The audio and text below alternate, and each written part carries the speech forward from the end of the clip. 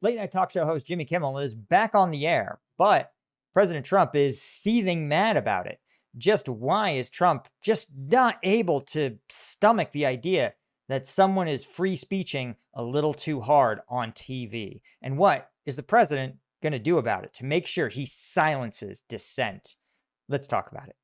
Okay, so this is Trump's tweet. Jimmy Kimmel, first off, has made his late night return. Opening with, I'm not sure who had a weirder 48 hours, me or the CEO of Tylenol. Right? Yeah. And Kimmel did say, it was never my intention to make light of a murder of a young man, which he didn't. He tweeted actually in support and sympathy to the family of the Kirks. He said he meant it when he posted a message on Instagram saying love to Kirk's family after he was killed. And he did not make light of Charlie Kirk's death. He made light of the president exploiting the death of one of his best and best supporters in order to score political points and denigrate the left, despite at the time not having any clue about the identity of the shooter, right? The right-wing MAGAverse, before even a suspect was in custody, absolutely attributed the killing to the left on the basis of zero evidence at all. So I want to be clear that not only was Jimmy Kimmel correct in fact, but he did not make light of Charlie Kirk's death. And allegations to say otherwise are fucking ridiculous. And if that bothers you, the unsubscribe button is right there. Every time I make one of these videos, I see all you guys unsubscribe. You're not going to hurt my feelings. Don't let the door hit you on the way out. We still live in a country of right and wrong, and we still live in a country of free speech. And if you want to live in a different country, Russia is accepting visas. So the president, of course, has said, quote, I can't believe ABC fake news gave Jimmy Kimmel his job back. The White House was told by ABC that his show was canceled. Oh, interesting. Why would the White House need to be told ABC? Because everyone in the MAGA universe said that Kimmel was canceled, not because the government wanted that comedian silenced for criticizing him, but because of his poor ratings or economic decisions. But if it was an economic decision, why would ABC have to tell the White House directly? YouTube doesn't tell the White House directly when they cancel, when they shut down a YouTube channel. You know, when they canceled Firefly, the White House didn't get a phone call. Huh, weird. He said something happened between then and now because his audience is gone and his talent was never there. Okay, dude. Why would they want someone back who does so poorly, who's not funny, and who puts their network in jeopardy? Oh, their network in jeopardy by playing 99% positive Democrat garbage. He is yet another arm of the DNC, and to the best of my knowledge, that would be a major illegal campaign contribution. It is not. That's not how this works. Saying things like, I'm not contributing to the DNC by saying things like Trump wants to silence free speech. That's, well, just my free speech. And you don't even have to pay me to say it. I'll say that shit for free. So, again, the president threatening the network by saying by saying you're too pro-Democrat and therefore it's illegal is pretty fucked. And he says, I think I'm going to test ABC out on this. Let's see how we do. Last time I went after them, they gave me $16 million. This one sounds even more lucrative. A bunch of losers. Let Jimmy Kimmel rot in his bad ratings. So this is funny because, again, the White House administration says that their lawsuit was in no way a payment to the Trump administration. But now he says, no, actually, I sued them and then they gave me $16 million. So it sounds like, yeah, the president literally just admitted to saying, hey, I shook down ABC because they free speeched a little too freely.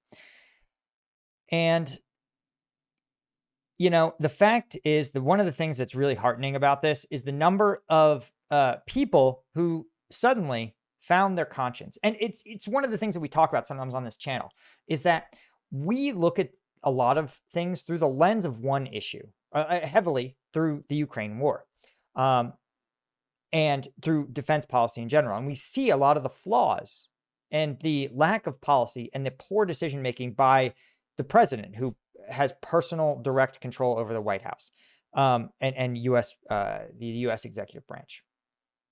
And the fact is that we see it through this lens, but slowly you're watching each person within their own sort of thing that they know. If you're a doctor or nurse, you're like, hey man, Tylenol isn't just fine for pregnant women, but it's actually the only safe painkiller for pregnant women, right? And when you're, again, a comedian, someone who is obsessively a defender of free speech, you see even Trump supporters like Joe Rogan are coming out and saying that, quote, this is from Rogan, quote, I don't think the government should ever be involved in dictating what a comedian can and cannot say in a monologue. That's effing crazy. He added, the people on the right who were celebrating companies like ABC being pressured by the government were crazy for doing so. You're crazy for supporting this because this will be used on you, Rogan said. You don't think that the effing globalist lizard people who run the world are sitting here going, great, what do we got? 3 years, we'll wait this out, Yeah, let them say the government should be involved in censoring people's speech. Lizard people don't run the government, but Joe Rogan's a comedian, so we should, I assume he means a joke of like the sort of like ghoulish ruling class that views people as objects to be played and toyed with instead of as real human beings that are entitled to freedom and individual liberty. Boy, man, wait till he finds out that the lizard people and the pedophile ring was inside his podcast studio. That's got to be a trip, dude. Like, if you look at Trump's links to Epstein, which are numerous and well documented and completely out in the open, Trump has explicitly stated he loves young girls in the same way Epstein does. That's got to be a trip to be like, dude, you're Joe Rogan, and you spent 2 hours with a man who almost certainly trafficked kids, or at least was a participant in the network. And to be like, damn, I gave that dude a fucking pass to say every fucking crazy thing. And so it's good that Kimmel's back on. I think ABC is also learning a lesson here, because ABC is learning that that $16 million payment to Donald Trump wasn't a one-time, hey, we paid our protection money. Trump is a New York and South Florida real estate guy. He understands and operates with mafia instincts, because there is so much soft crime, right? White collar crime in New York real estate and South Florida real estate. And it should be transparently obvious to everyone that this is his playbook. And when you pay the protection money once, the mafia marks you as someone who is payable, right? It was someone who plays ball. And what you do is you never simply say, hey, you send us the money every month and we're good, right? You escalate. You say, now the payments are even greater. Now they're even greater. Now they're even greater, right? And so ABC goes, listen, we thought we squared this up. We gave him his one-time payment. We kissed his ass. And now he's turning around. He's fucking us again. This is actually what every country that negotiates with Trump has found. Because remember, the U.S. and Mexico trade deals, there was an initial trade deal. There was a 2016 trade deal that Trump threw in the scrapper. He said, actually, that was terrible, and I negotiated it. Crazy admission there. And then got some kind of impromptu trade deal done early in his administration, but then went and tariffed them again. So how is it possible, right? How is it, for these countries, they say, of course you can't deal with this guy. A deal with him is just an opportunity for him to exploit you further. The only people that seem to understand this really are the Chinese. The Chinese are all over this. They understand. That's why they've reached 6 different frameworks for an agreement that just has to get formalized by the Chinese. Guys, the Chinese, like, Xi Jinping decides what is and isn't happening in China. So this whole like if the Chinese tell you, oh, we just got to review it. We just got one more review. That's Chinese code for you guys go ahead and start implementing the deal that we agreed to. And we'll start implementing our obligations in it just as soon as we get approval.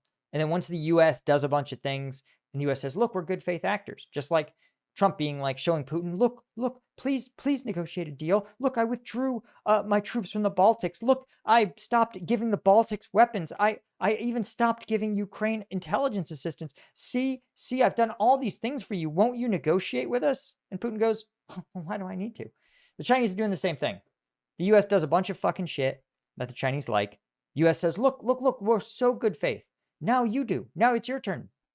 And the Chinese go, oh, there's some problems with the treaty. We got to renegotiate it. But thanks for doing all that stuff, though. That was a solid. Let's sit down and negotiate again.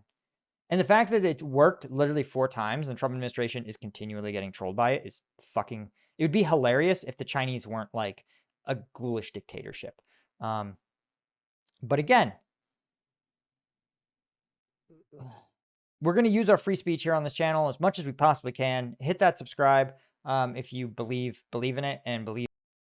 Do you guys want to help out Ukraine's elite units fighting every day on the front lines? Well, with Ukraine Aid Ops, we are doing a massive fundraiser for the units fighting out of Kramatorsk. These are some of Ukraine's best units I personally met, like the 93rd, the 82nd, Liu, and Azov. So if you want to help out these units and, well, make a tax-deductible donation, you can click the link in the description and donate to Ukraine Aid Ops Fortress Kramatorsk fundraiser. Best of all, an anonymous donor has pledged a $1-for-$1 match. So for every dollar you raise, they will match $1 too.